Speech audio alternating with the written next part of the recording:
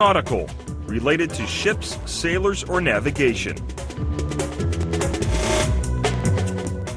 Russia is sending ships to the Horn of Africa to help crack down on some nautical nastiness, pirate attacks that have been plaguing that part of the world. These oceanic outlaws are a lot more dangerous than the ones you might think of from the movies, and they are severely hampering the world's shipping industry.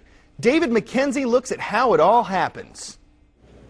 Pirates posing on a captured vessel, their weapons proudly displayed. These are the ragged buccaneers bringing in millions of loot. It's so compelling because it's so unlikely. Let's put it into perspective.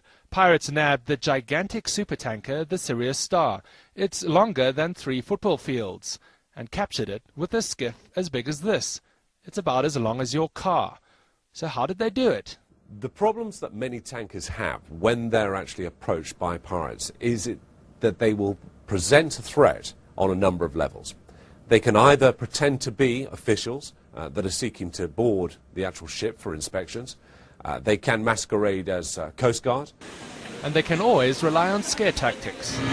They use fast skiffs with RPGs and assault rifles. A well-paced shot with one of these could puncture a hull of the boats that can carry dangerous cargo. So the crew is usually happy to sit it out under hijack waiting for ransom, rather than risk blowing themselves up. And the crew can now be taken in a much wider area. What we're seeing with these Somalian pirates is their ability to use some of the ships that they've captured already to enable them to reach further afield into deeper nautical miles. They are called motherships, and maritime agencies warn that their use is expanding the pirate reach and the pirate threat.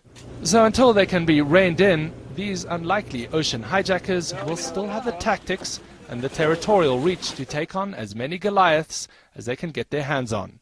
David Mackenzie, CNN, Nairobi. If you were paying attention to what we said right before that report, you already know the answer to one of the questions on this week's news quiz.